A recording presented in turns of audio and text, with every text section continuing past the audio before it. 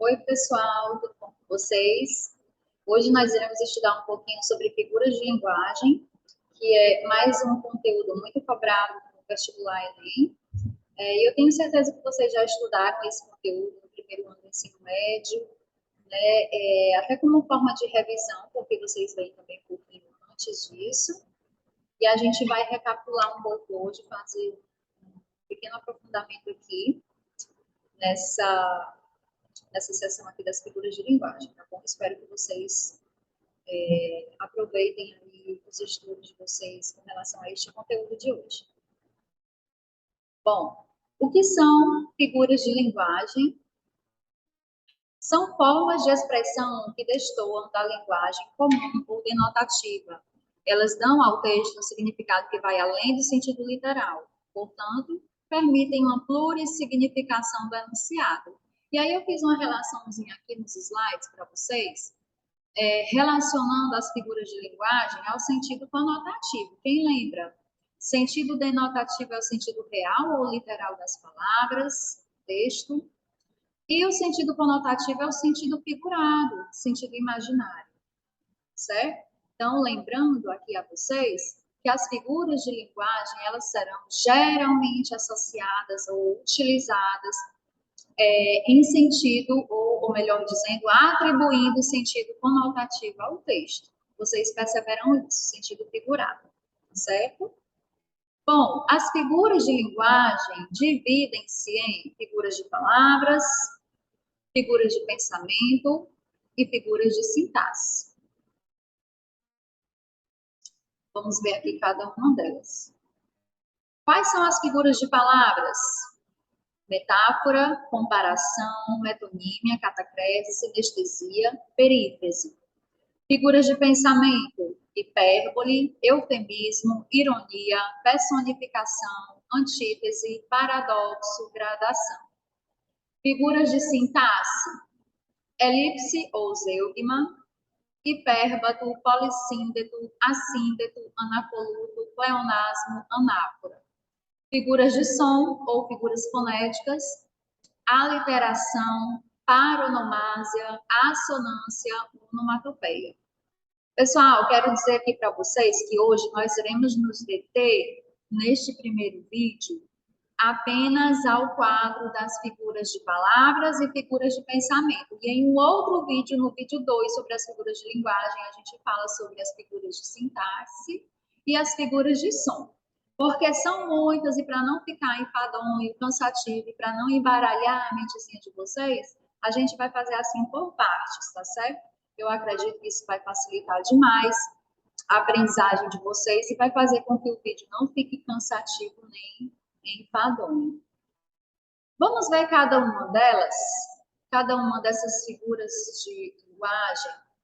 Eu coloquei aqui uma tabelinha trazendo para vocês o tipo de figura, a explicação e o exemplo. Acompanhem comigo bastante focados para vocês entenderem aí a significação de cada uma dessas figuras, né? A gente precisa mentalizar, a gente precisa estar muito focado na situação comunicativa, no enunciado, para conseguir entender o efeito de sentido que a figura de linguagem dá ao texto, tá certo? A metáfora, gente, figura de palavra, é uma comparação direta. Olha, presta atenção a isso. Sem conjunção comparativa. Como, que nem, igual a, né? Então, não tem conjunção. Não tem comparativo, não tem elemento comparativo, conectivo, comparativo nenhum aqui na metáfora, né? A gente vai ver uma comparação direta. Por exemplo, a vida é uma nuvem que voa. Quando eu digo a nuvem é a vida é uma nuvem que voa, eu estou atribuindo alguma característica de uma nuvem que voa à vida. Né? Eu estou comparando diretamente dizendo que uma coisa é outra por alguma característica que eu estou estabelecendo como em comum entre essas duas coisas. No caso, entre a vida e a nuvem. Próximo aqui, figura de palavra que eu trouxe. Comparação. A comparação, gente, muito parecida com a metáfora, é uma comparação explícita em que se utilizam conectivos comparativos. Então, olha aqui, seus olhos são como jabuticabas. Percebam que apareceu aqui a conjunçãozinha comparativa como, né, um elemento comparativo aqui, um conectivo dando a ideia de comparação. Todas as vezes, poderia ter dito, seus olhos são que nem jabuticabas, seus olhos são iguais a jabuticabas. Esse elemento comparativo, esse conectivo comparativo, quando ele aparece, ele consiste aqui, faz com que o meu enunciado contenha a figura de linguagem comparação e não metáfora, tá bom? Próximo, metonímia. É a substituição de um termo por outro, havendo entre esses termos algum tipo de relação. Eu trouxe aqui como exemplo a troca aqui, ó. Costumava ler Shakespeare. Vocês sabem que Shakespeare é um autor, né, de best-seller americano. Né? Shakespeare é o autor de uma obra. E quando eu digo assim, costumava ler Shakespeare, você entende que eu gosto de ler as obras desse autor. Então, nessa metonímia aqui, nós percebemos a troca da obra, né, da palavra obra ou da palavra livros ou de um determinado livro do Shakespeare, eu troco esse termo pelo nome do próprio autor. Olha aqui a metonímia que acontece aqui, a troca, substituição da obra pelo autor. Pode acontecer também vice-versa, autor pela obra. Aqui a metonímia está explícita pela substituição da obra pelo autor. Costumava ler Shakespeare.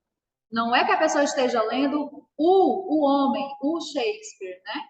Eu não estou fazendo a leitura dele, carne, osso, ali, o homem, não. Nem do corpo, na anatomia dele, não. Estou querendo dizer que eu gosto de ler a obra dele.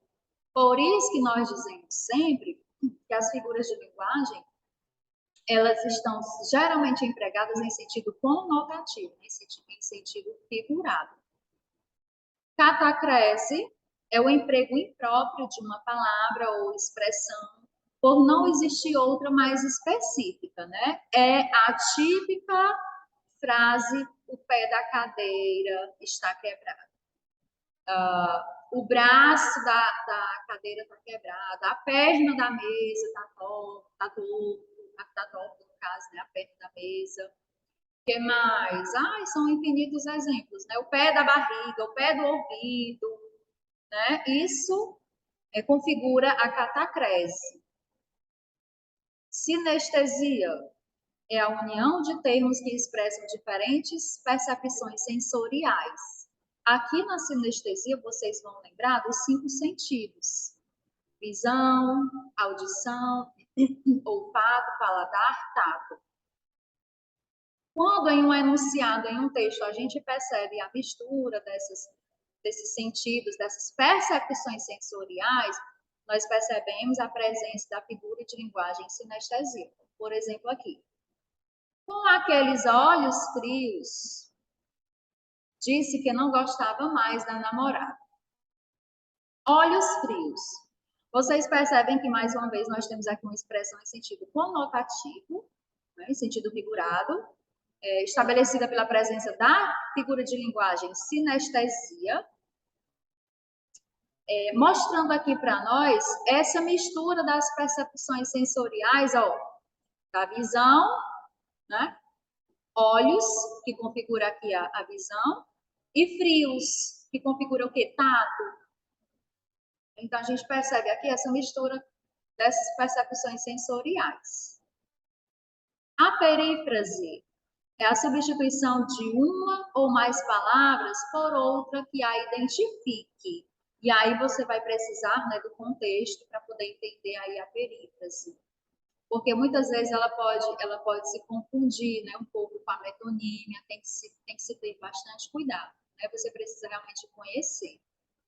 Por exemplo, o rugido do rei das selvas é ouvido a uma distância de 8 quilômetros.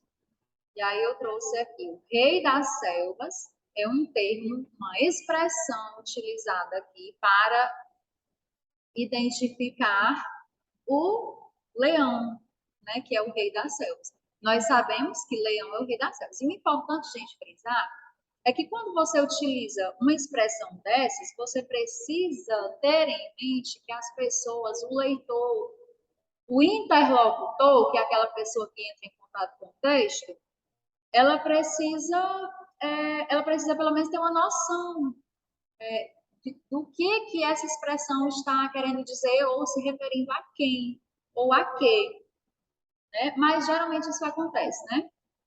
O enunciado ele já é produzido nessas condições. Então, aqui, o rugido do rei das selvas é ouvido a uma distância de 8 quilômetros. Rei das selvas, uma expressão que substitui a palavra leão, no caso, né? Ok, gente, até aqui. Saímos aqui do quadro das figuras de palavras e a gente vem para o quadro das figuras de pensamento.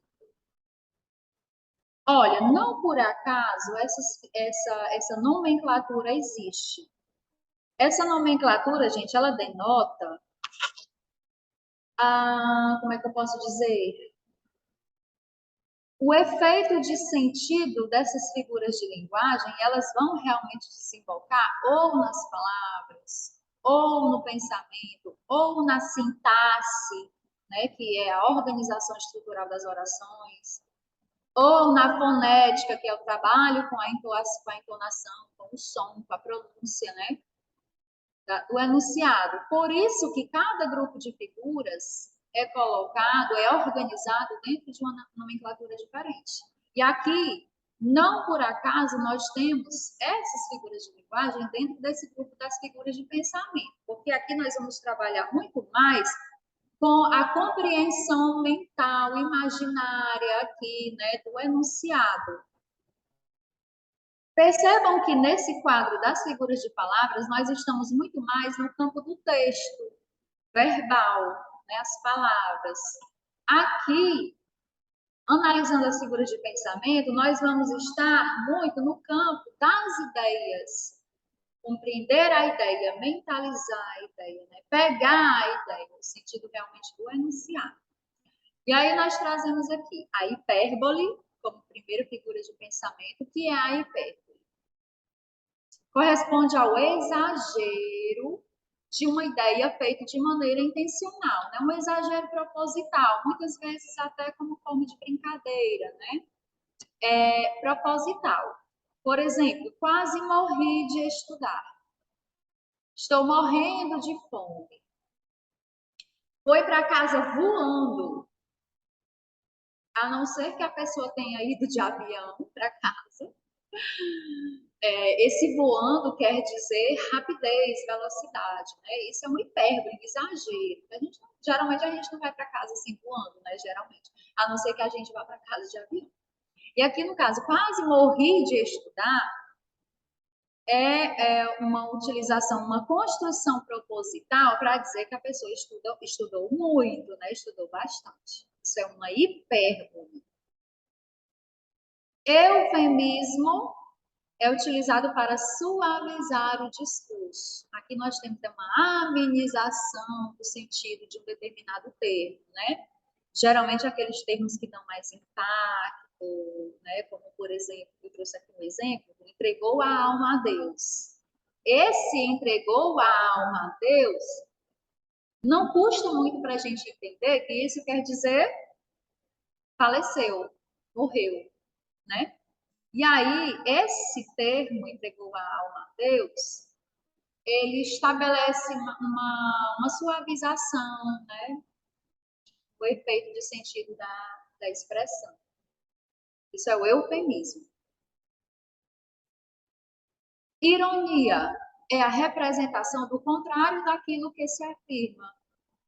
Por exemplo, é tão inteligente que não acerta nada. Isso é uma ironia, né?